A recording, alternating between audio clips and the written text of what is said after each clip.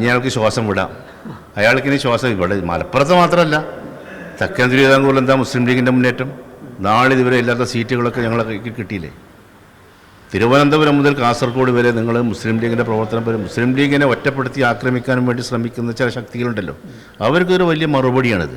മുസ്ലിം ലീഗ് മലപ്പുറം ജില്ലാ general secretary P Abdul Hameed മാഷ് media വണ്ണാവും ചേരുകയാണ്. UDFന് കേരളത്തിലുടനീളം അതോടൊപ്പം തന്നെ മലപ്പുറം ജില്ലയിൽ വലിയ ഭൂരിപക്ഷമാണ് ലഭിച്ചിരിക്കുന്നത്. എന്താണ് പറയുക? അല്ല, ഇവിടെ മലപ്പുറം ജില്ലയെ സംബന്ധിച്ചിടത്തോളം 33 ജില്ലാ പഞ്ചായത്തുകളിൽ 33 ജില്ലാ പഞ്ചായത്ത് ഡിവിഷനും ഞങ്ങൾ ജയിച്ചു. അതിൽ 23 ഡിവിഷൻ മുസ്ലിം ലീഗ് മത്സരിച്ചിരുന്നു. അതൊക്കെ വലിയ ഭൂരിപക്ഷത്തിന്, ഏകദേശം 6 ലക്ഷത്തോളം വോട്ടിൻ്റെ ഭൂരിപക്ഷം ജില്ലാ പഞ്ചായത്തിൽ മാത്രം ഞങ്ങൾക്കുണ്ട്. പിന്നെ 15 ബ്ലോക്ക് പഞ്ചായത്തിൽ 15 ബ്ലോക്ക് പഞ്ചായത്തും ഞങ്ങളുടെ കയ്യിലാണ് എന്ന് തന്നെ പറയാം. ഒരൊറ്റ ബ്ലോക്ക് പഞ്ചായത്തുമാണ് ടൈയിൽ നിൽക്കുകയാണ്, നറുക്കെടുപ്പിലൂടെ തീരുമാനിക്കുകയാണ്. 12 മുനിസിപ്പാലിറ്റി, ആ 12 മുനിസിപ്പാലിറ്റിയിൽ 11 മുനിസിപ്പാലിറ്റി തൂത്തുവാരി. പെരിന്തൽമണ്ണയിലൊക്കെ വിജയമെന്ന് പറഞ്ഞാൽ അത് ഞങ്ങളൊക്കെ പ്രതീക്ഷക്കപ്പുറത്തുള്ള വിജയമാണ്. നേരത്തെ തന്നെ ഞങ്ങൾ പ്ലാൻ ചെയ്ത പ്രവർത്തനം നടത്തിയിട്ടുണ്ട്, കിട്ടുമെന്നുള്ള പ്രതീക്ഷ ഞങ്ങൾക്കുണ്ടായിരുന്നു. പക്ഷേ ഇതുപോലെയുള്ളൊരു വിജയം ഞങ്ങൾ പ്രതീക്ഷയല്ല.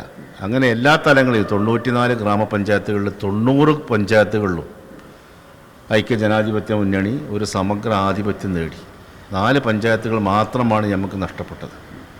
ബാക്കി എല്ലാ പഞ്ചായത്തുകളിലും വലിയ മുന്നേറ്റം.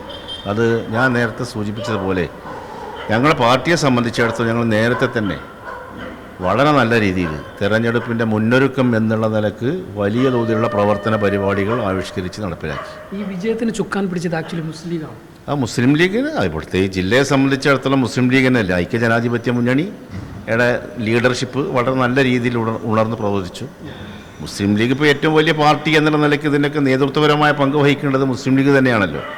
പക്ഷേ അവിടെ മുസ്ലിം ലീഗ് ഏതാണ് കോൺഗ്രസ് ഏതാണെന്ന് തിരിച്ചറിയാത്ത തരത്തിലുള്ള നല്ല പ്രവർത്തനം, ഐക്യത്തോടു കൂടിയുള്ള പ്രവർത്തനം, സ്ഥാനാർത്ഥി നിർണയത്തിൽ ഞങ്ങൾ കാണിച്ച സൂക്ഷ്മത, കണിശത, അതൊക്കെ മെറിറ്റ് നോക്കിയിട്ട് ആണ് ഞങ്ങളെ ജില്ലാ പഞ്ചായത്ത് സ്ഥാനാർത്ഥികളെ നോക്കിയാൽ നിങ്ങൾക്കത് മനസ്സിലാവും.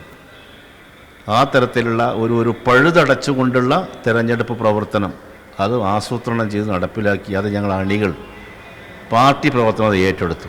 ഇത് അവർക്ക് സമ്മാനിക്കുകയാണ് ഈ വിജയം. ഈ മുസ്ലിം ലീഗിൻ്റെയും കോൺഗ്രസിൻ്റെയും അല്ലെങ്കിൽ UDFൻ്റെ പാരമ്പര്യ വോട്ടുകൾക്കപ്പുറത്ത് LDFൻ്റെ ഉൾപ്പെടെ വോട്ടുകൾ ലഭിച്ചു എന്നുള്ളത് തീർച്ചയായിട്ടും ഒന്നാമത് ഈ ഗവൺമെൻറ്റിനെതിരായിട്ടുള്ള വലിയ ജനരോഷം, പിന്നെ ഈ ജില്ലയിൽ ചില നേതാക്കന്മാർ നടത്തിയ പരാമർശങ്ങൾ, വെള്ളാപ്പള്ളി നടേശനടക്കമുള്ള വലിയ തോതിലുള്ള ഈ ജില്ലയ്ക്കെതിരായിട്ടുള്ള വലിയ തോതിലുള്ള ഒരു ദുഷ്പ്രചാരം പ്രചരിപ്പിക്കുന്നതിൽ അവർ വലിയ പങ്ക് വഹിച്ചിട്ടുണ്ട്. തീർച്ചയായിട്ടും ഈ ജില്ലയിലെ ജനസാമാന്യം ഐക്യജനാധിപത്യ മുന്നണിയുടെ കൂടെയാണ് എന്നുള്ള ഒരു പ്രഖ്യാപനം കൂടിയിട്ടാണ് ഈ തെരഞ്ഞെടുപ്പ് ഞങ്ങൾ കാണുന്നത്. ഇവിടെ ഈ വെറുപ്പും വിദ്വേഷവും അതുപോലെ തന്നെ മതമൈത്രി തകർക്കുന്ന പ്രവർത്തനങ്ങളും വിലപ്പോവില്ല എന്ന് അക്ഷരാർത്ഥത്തിൽ വോട്ടർമാർ തെളിയിച്ചിരിക്കുകയാണ്.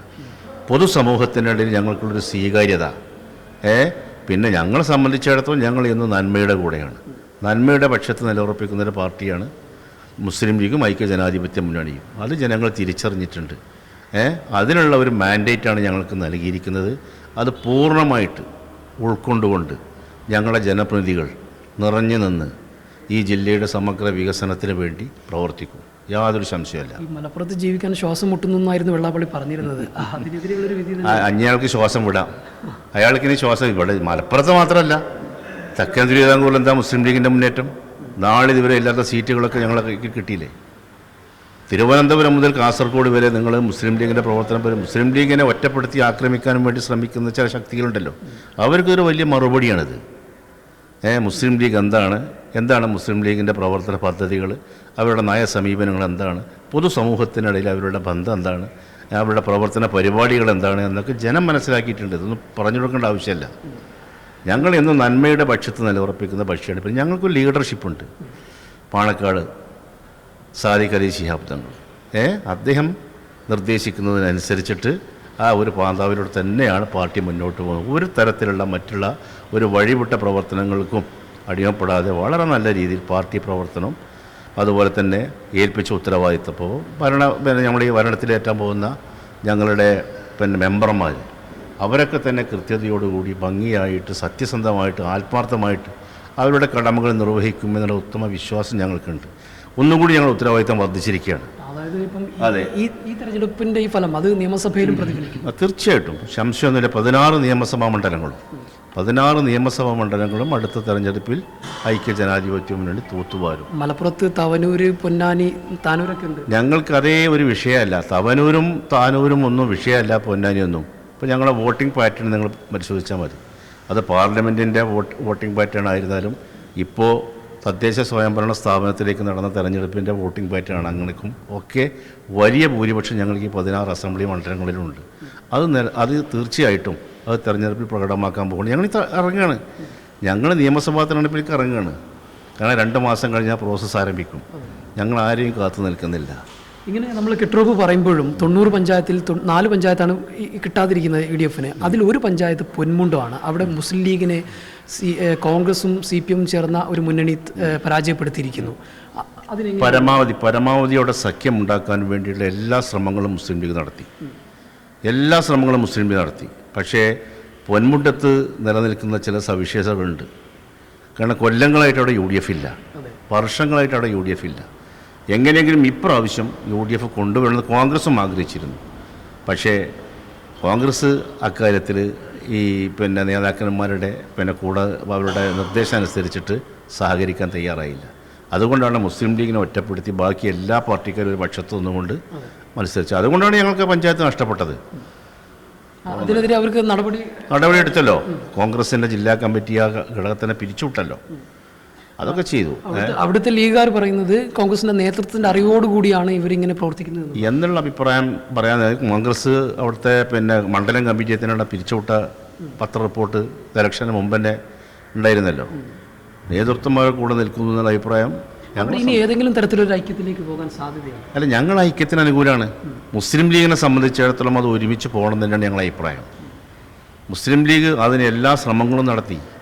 ഞങ്ങളെ ലീഡർഷിപ്പൊക്കെ ഇടപെട്ട്, കുഞ്ഞാലിക്കുട്ടി സാഹിബ് അടക്കം ഇടപെട്ട് ഇവിടെ ഈ ഓഫീസിൽ ഇരുന്ന് ഞങ്ങൾ മണിക്കൂറുകൾ ചിലവഴിച്ച് സംസാരിച്ചു. അതിന് കുഴപ്പക്കാർ കോൺഗ്രസ് ആണ് എന്നത് കോൺഗ്രസിൻ്റെ ലീഡർഷിപ്പിനെ അറിയാം. അവിടെ ഐക്യം അത് ഉദ്ദേശിക്കുന്ന രീതിയിൽ മുന്നോട്ട് പോകാനുള്ള പ്രധാനപ്പെട്ട കാരണം കോൺഗ്രസിൻ്റെ ഭാഗത്തുനിന്നാണ് അതാണെന്ന് അവർക്കെന്നെ അറിയാം.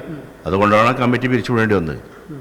അപ്പോൾ അത് നിയമസഭാ തെരഞ്ഞെടുപ്പിനെ ബാധിക്കും താനൂർ മണ്ഡലത്തിൽ? ഇല്ല, അതൊന്നിപ്പോൾ ഒരു പഞ്ചായത്തിലെ തെരഞ്ഞെടുപ്പൊന്നും ഒരു മണ്ഡലത്തിൻ്റെ തെരഞ്ഞെടുപ്പിനെ ബാധിക്കില്ല. താനൂരൊക്കെ ഞങ്ങൾ കഴിഞ്ഞ പാർലമെൻറ്റ് ഇലക്ഷനിൽ 55,000 വോട്ടിൻ്റെ ഭൂരിപക്ഷമാണ്. അത് ഇപ്രാവശ്യം ഇപ്പോൾ എല്ലാ മണ്ഡലം അവിടെ 2 പഞ്ചായത്തെ നമുക്ക് നഷ്ടപ്പെട്ടത്. ഒന്ന് ഈ പൊന്മുണ്ടം, അതിങ്ങനെ പോയതാണ്. ഒന്ന് നണമരുതൂര്. ബാക്കി അവിടെ നിങ്ങൾ കാണേണ്ട ഒരു പ്രത്യേകത, അവിടെ താനാളൊരു ഡിവിഷൻ, ജില്ലാ പഞ്ചായത്തിൻ്റെ ഡിവിഷനാണ്. അത് നമ്മുടെ വകുപ്പ് മന്ത്രി അബ്ദുറഹ്മാൻ ജില്ലയുടെ ചുമതലയുള്ള മന്ത്രിയാണ്. അദ്ദേഹത്തിൻ്റെ താല്പര്യത്തിനനുസരിച്ചിട്ട് CPM-ന് ഒരു സർവാധിപത്യമുള്ള തരത്തിലാണ് ആ ഡിവിഷൻ വിഭജനം നടത്തിയത്. വലിയ തോതിലുള്ള ഇടപെടൽ നടത്തി. എല്ലാ ഭൂമിശാസ്ത്രപരമായ അതിർവരമ്പുകളും നോക്കാതെ എല്ലാ മാനദണ്ഡങ്ങളും ലംഘിച്ചുകൊണ്ടാണ് അവിടെ ഈ താനാളൂർ ഡിവിഷൻ രൂപീകരിച്ചത്. അവിടെയാണ് ഞങ്ങളുടെ പഴയ ജില്ലാ പഞ്ചായത്ത് പ്രസിഡന്റ് ഉണ്ണികൃഷ്ണൻ്റെ മകള് ഏകദേശം 7,000-ഓളം വോട്ടിന് ജയിച്ചത്. അപ്പോൾ ഞങ്ങളെ സംബന്ധിച്ചിടത്തോളം ഒരാശങ്കയില്ല. താനൂരോ തവനൂരോ പൊന്നാനിയോ ഒന്നും ഒരു ആശങ്കയ്ക്കേ ഇല്ല. വലിയ ഭൂരിപക്ഷത്തിന് ഐക്യ ജനാധിപത്യ മുന്നണി അവിടെ ഇപ്രാവശ്യം അധികാരത്തിൽ വരും, ഒരു സംശയമല്ല. ഇനിയിപ്പം ഉള്ളത് തദ്ദേശ സ്ഥാപനങ്ങളിലേക്കുള്ള ചെയർമാൻ പോസ്റ്റൊക്കെ തിരഞ്ഞെടുക്കുന്നതാണ്. നേരത്തെ ഈ സീറ്റ് വിഭജനവുമായി ബന്ധപ്പെട്ടൊക്കെ തർക്കങ്ങളൊക്കെ ഉണ്ടായിരുന്നു. ഇതൊക്കെ തർക്കമില്ലാതെ പരിഹരിക്കാൻ കഴിയും? എല്ലാം കഴിഞ്ഞല്ലോ. ഞങ്ങൾ വളരെ പെട്ടെന്ന് മലപ്പുറം ജില്ലയുടെ ചരിത്രത്തിൽ ഒരു പ്രശ്ന സങ്കീർണതയിലേക്ക് പോകാത്തൊരു തെരഞ്ഞെടുപ്പാണത്. അത് സീറ്റ് വിഭജന ചർച്ചയിൽ ഉടനീളം, സ്ഥാനാർത്ഥി നിർണയത്തിൽ ഉടനീളം വളരെ നല്ല രീതിയിൽ ഐക്യപ്പെട്ടുകൊണ്ടുവന്ന് അത് പൂർത്തീകരിക്കാൻ സാധിക്കും. ഒരു കുഴപ്പമില്ല, വളരെ നല്ല രീതിയിൽ പരിഹരിക്കാൻ സാധിക്കും. മിനിറ്റ് വെച്ചിട്ട് പരിഹരിക്കാൻ സാധിക്കും. യാതൊരു അലമ്പുമില്ലാതെ, പ്രശ്നമില്ലാതെ ഈ പോസ്റ്റിലൊക്കെ ആളെ കണ്ടെത്താൻ ഐക്യ ജനാധിപത്യം വലിയ ആത്മവിശ്വാസത്തിലാണ് ഇനി ഈ നിയമസഭാ തെരഞ്ഞെടുപ്പിനെ UDF-ഉം ലീഗും നല്ല ആത്മവിശ്വാസത്തിലാണ്. അതേ സമയത്ത് ഞാൻ പറഞ്ഞല്ലോ, നമ്മളെ അത് ഞങ്ങളുടെ ഒരു വലിയ ഉത്തരവാദിത്വം ഈ ജില്ലയിലെ ജനങ്ങൾ ഞങ്ങളെ ഏൽപ്പിച്ചിട്ടുണ്ട്. അത് പരിപൂർണമായിട്ടും പാലിക്കുക, അതനുസരിച്ചിട്ട് ജില്ലയുടെ ഭരണത്തെ മുന്നോട്ട് കൊണ്ടുപോവുക എന്നുള്ള ഉത്തരവാദിത്വം അത് നിർവഹിക്കുന്നതിന് വേണ്ടി ഞങ്ങൾ തീർച്ചയായിട്ടും ഞങ്ങളുടെ എല്ലാ ശ്രമങ്ങളും പാർട്ടിയുടെ വലിയ സപ്പോർട്ടും ആ വിഷയത്തിലുണ്ടാവും. ഒരു സംശയമില്ല. തീർച്ചയായിട്ടും അത് തന്നെ വലിയ ആത്മവിശ്വാസമുണ്ട്. അതിനൊപ്പം വലിയ ഉത്തരവാദിത്വം കൂടിയാണ് ജനങ്ങളെ ഏൽപ്പിച്ചിട്ടുള്ളത്. ആ ഉത്തരവാദിത്വം നിറവേറ്റും. ഈ തിരഞ്ഞെടുപ്പിൻ്റെ ഈ വിജയം പോലെ തന്നെ അല്ലെങ്കിൽ ഇതിനെക്കാട്ടും വലിയ വിജയം സംസ്ഥാനത്ത് ഇനി വരാനിരിക്കുന്ന നിയമസഭാ തെരഞ്ഞെടുപ്പിലും UDF-നുണ്ടാകും, പ്രത്യേകിച്ച് മുസ്ലിം ലീഗിനും ഉണ്ടാകുമെന്ന് തന്നെയാണ് അബ്ദുൽ ഹമീദ് മാഷ് പറയുന്നത്. അനൂപ് ചീക്കോടിനൊപ്പം ജംഷീർ കൊടിഞ്ഞി, മീഡിയ 1 മലപ്പുറം.